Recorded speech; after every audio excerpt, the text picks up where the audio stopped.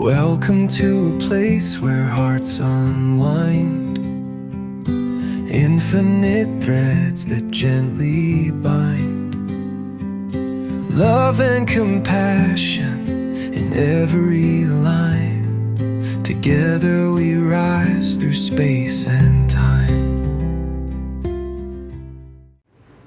Welcome back to Infinite Threads. I'm your host, Bob.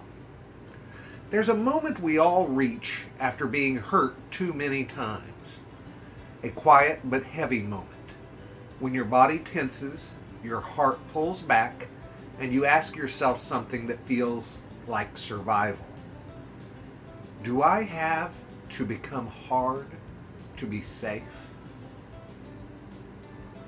It feels like a choice. Be kind and get crushed, or build a wall and stay standing. But that's a false choice. And this episode is about what lives between those two extremes, because there is a third way. You don't have to harden to survive, and you don't have to stay open to everything that hurts. You can stay soft without becoming a target. Let's name the reality first.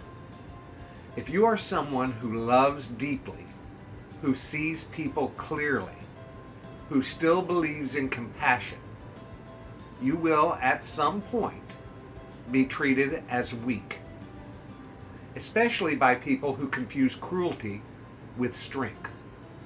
They'll test your kindness, dismiss your voice, take advantage of your willingness to care. And when that happens enough, it's tempting to think, maybe they're right. Maybe softness is the problem. Maybe it's time to be sharper, colder, harder. Guys, that's how it starts. And at first, hardening feels like power. You feel less. You say less. You expose less. And no one gets in. But here's the price of that kind of protection. No one gets out either. You're trapped. You're trapped in there with your pain.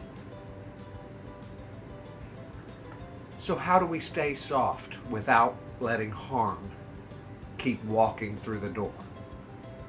How do we love people when people are the ones who keep hurting us? The answer, like most good things, begins with a shift.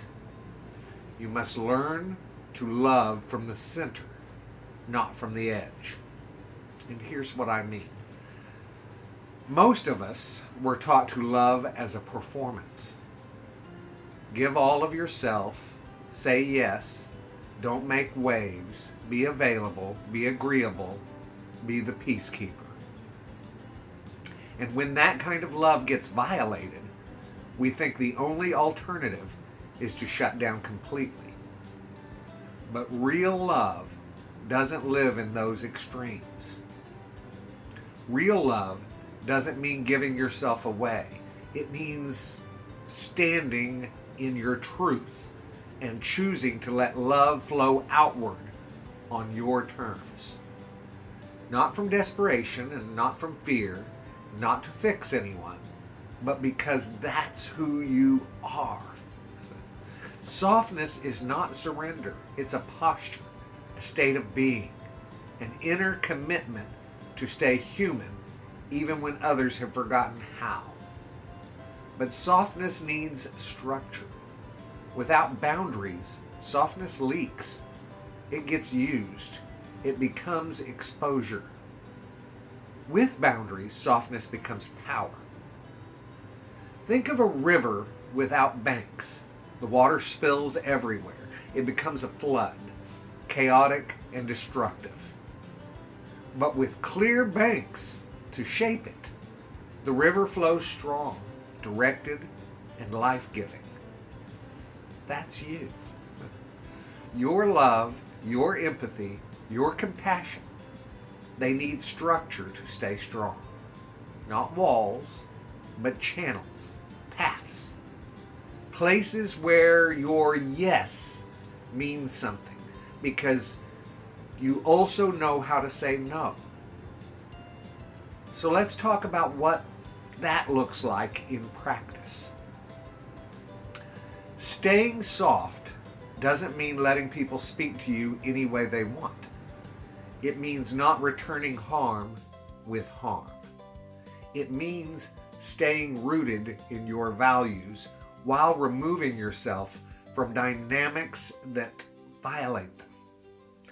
It means recognizing the difference between someone who's struggling and someone who's using their struggle as a weapon.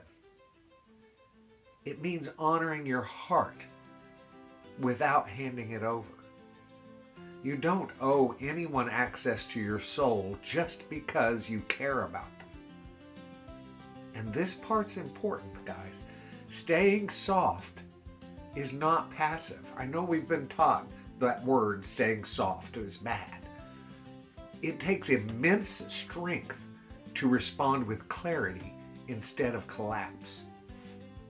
It's saying, I see what you're doing and I'm not going to play the same game. I hear your pain, but I won't let it become mine. I love you, but I won't let you hurt me again. You can set a boundary in a whisper. You can walk away without bitterness, and you can say no and still be love. This kind of strength is quiet. It doesn't shout. It doesn't flex. But it radiates. And here's what it does for others. It teaches them what real love looks like. Not performative, not self-sacrificing, and not desperate. But clean, grounded, and alive. If you're listening and feeling like you've been too open, too tender, too trusting, or too available, I want you to know that your softness is not the problem. The problem is the absence of boundaries protecting it. And you can fix that without changing who you are. You don't need to become suspicious, and you don't need to become cynical, and you don't need to carry a sword just to move through the world. You need clarity, space, and the kind of love that includes yourself in its circle of care. You can still be the one who listens, the one who feels deeply, the one who chooses grace. But now, you can do it with intention, with strength behind your softness, with love that doesn't leak out where it's not wanted, because you're no longer here to prove anything. You are here to live love, not sacrifice for it. Next time, guys, we'll talk about the fire that rises in us when we're hurt, the anger that we try to suppress, the rage that builds when kindness keeps getting mistreated, and how surprisingly that rage may not be a threat to love, but a sign that love is still alive. But for now, remember this: you don't have to harden to stay safe. You don't have to shut down to be strong, and you can be soft and still unshakable. You can be love and still say, not here, not like this, not anymore. I love you guys very, very much. And you know what I need you to do. Go out and pass that on, okay? Later, Gators. Bye-bye.